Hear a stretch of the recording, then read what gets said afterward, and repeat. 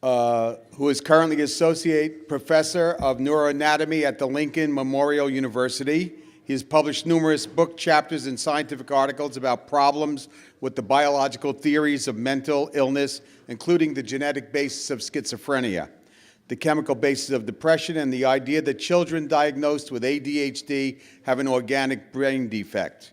He's published many articles. He was the past editor of our journal, ISEPP, and he has some very interesting thoughts and research on advertising of psychotropic drugs. His co-presenter is Jeffrey Lacasse. He's a visiting lecturer at the College of Social Work at Florida State University.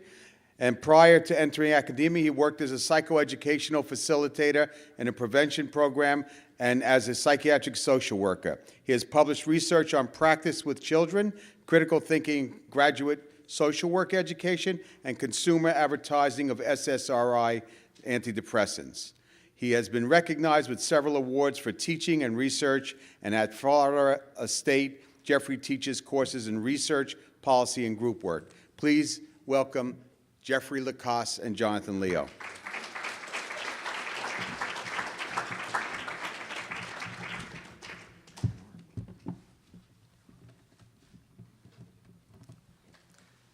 Hi, everyone. Our presentation today, we're hoping to have be a little bit interactive, so we want to encourage you as we present. If you want to throw your hand up to ask a question, feel free. Have it be as interactive as possible.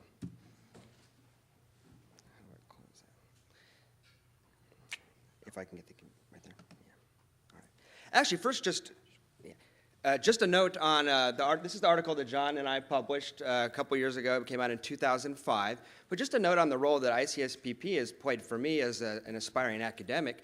This article really resulted from me coming to an ICSPP conference. I talked to John and Leo out in the lobby and had an idea, but needed some mentoring on where to take that article. And this article emerged from John and I working together. So ICSPP has been very important to me in my quest to become a full-blown academic.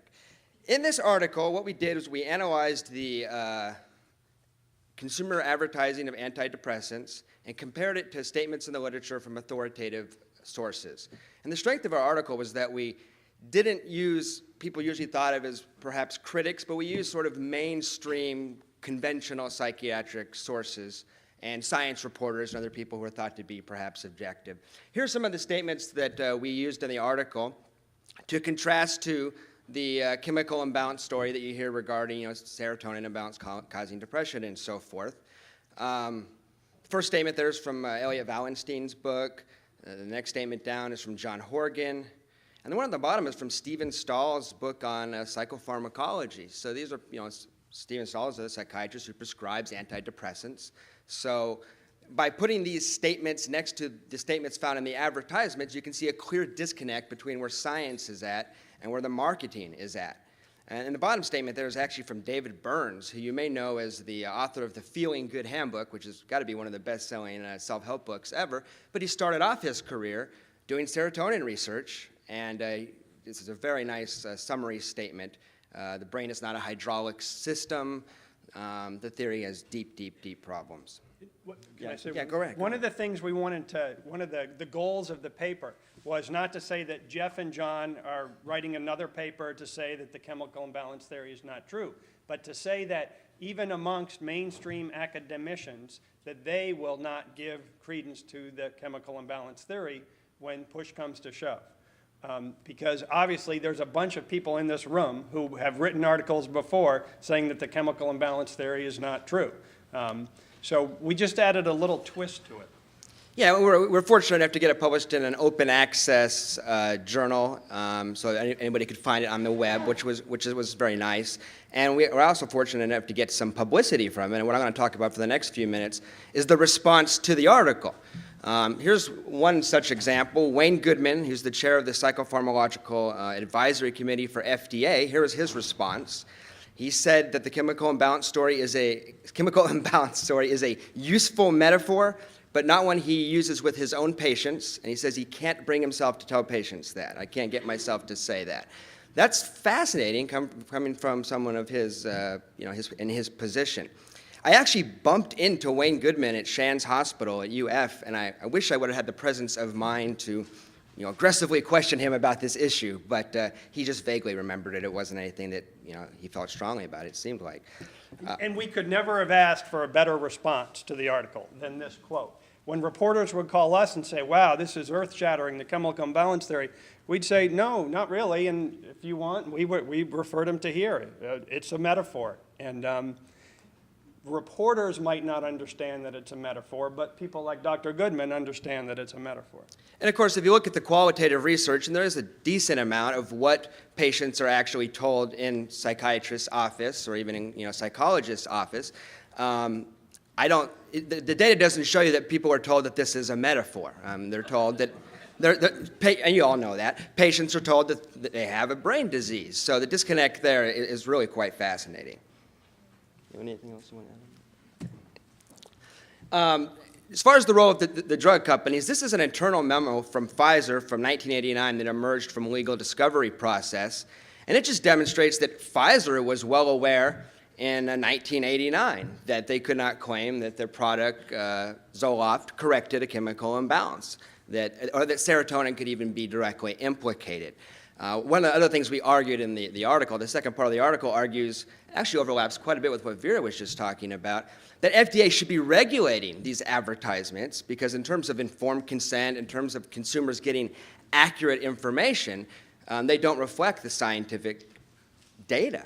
So Pfizer was well aware of that and actually has shaped their prescribing information to reflect the data. Their advertisements are another matter.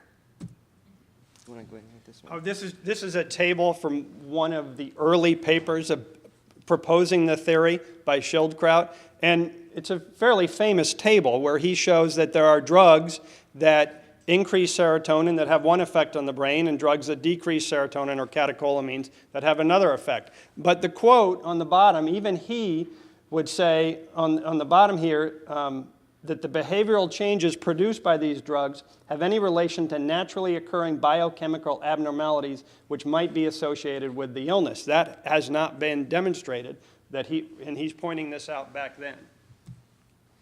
And of course, just to reinforce that this wasn't just Jeff and John's opinion, one of the citations we used was from the NIMH, from an NIMH laboratory, where they stated clearly that the data don't support the idea that SSRIs are effective because what efficacy they do have, if they have any, is due to the inhibition of serotonin reuptake.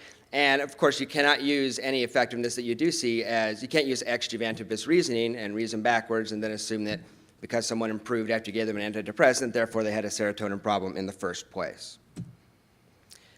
These are recent, we pulled these down from the web recently just to demonstrate that the advertisements still go on despite our paper. I guess we didn't really expect much to change, but the FDA has not, as Vera showed in her slide, has not done a good, almost any job of regulating consumer advertising. I mean, year by year, the number of letters they send out objecting declines. I've written to the FDA, and John and I have co-authored letters to the FDA on several occasions pointing this out directly to them. As a matter of fact, I wrote the first one back when you all had the hunger strike out in California, which was, 2003? So, I mean, the FDA has received advocacy letters pointing this issue out. On the web, you still find advertisements that make the claim. For instance, this one says, depression is thought to be caused by an imbalance of brain chemicals. It can happen on its own. That's the bolt from the blue theory of depression. You're just walking down the street, and your serotonin gets all screwed up, and then you have depression. Which is interesting to compare that to the literature on depression, showing social determinants, economic determinants, factors that are associated with depression, but can also be triggered by a stressful or traumatic event. Again, implying that if you have a stressful or traumatic event, you have a physical circumstance resulting from that needs to be treated with medication. Most of these advertisements, too, put psychotherapy and psychosocial treatment squarely in an adjunctive role by talking about serotonin in this way. You may want some therapy while we're fixing your serotonin, is sort of the bottom line. And we've objected to that as well. This is a recent advertisement for Lexapro. We just pulled this down. Lexapro helps to restore the brain's chemical balance. implying that there is some such thing as a correct chemical imbalance in a brain that can be measured, which is, of course, not true. Neuroscience is nowhere near that. So that's Lexapro. And I looked for the Zoloft advertisements, which are pretty much the most infamous and what kind of inspired this project, because they have the bouncy and ovoid. Do you all remember those advertisements? Zoloft just went generic, and I think they took down their website the next day. They probably saw no reason. So that when I looked 2 nights ago, the site wasn't up any longer that had a lot of the claims that we critiqued in our article. Do you want to comment on this? Well, this is just sort of humorous here. This was an article about our article, questioning the role of antidepressants, and it was in WebMD. And if you went, at 8 o'clock in the morning, right next to it was an ad for Zoloft. And if you went at 9 o'clock, there was an ad for Effexor. That's the exact same article. It cycles through. And then Lexapro's on there, too. At one point, I'm sure they were all on there at various times during the day. Okay, now, for about the past year, this was a little bit of a follow-up on the article. And we had the idea of whenever a media outlet, a newspaper, magazine, whatever, website, mentioned the chemical imbalance as sort of as a fact, we would simply email the authors and ask them what evidence they were using for this. And the answers are they're sort of comical. This was an article on antidepressants and bone loss, and there was a quote in there: researchers believe depression results from too little of the neurotransmitter serotonin. And the author is actually a PhD, and her reply to us, she said she didn't really have the time to do this, and that it would be difficult to start from scratch every time I wrote a news article to get a citation for that. The article she was talking about bone loss actually cited an article by John Mann that was in neuropsychopharmacology, and half of me wanted to write him and see if ask him if he really wrote it or not, but I didn't go that far. This was an article in the New York Times, and it was about Schildkraut. And there's a quote here on the bottom slide there that talking about the chemical imbalance theory, a hypothesis that proved to be right. And we emailed the author, and we asked him for what evidence he could back that up, and he never replied to us. Here's another one in the Vancouver Sun, and the quote here is, to correct chemical imbalances in the brain, usually caused by a genetic predisposition. And again, we wrote the authors and asked them what evidence they were using. And the reporter said he had talked to 2 psychiatrists, and we wrote those 2 psychiatrists, and they gave us a reply. And it's pretty much the standard type. They'll throw out some references. Usually it's looking at depressed patients and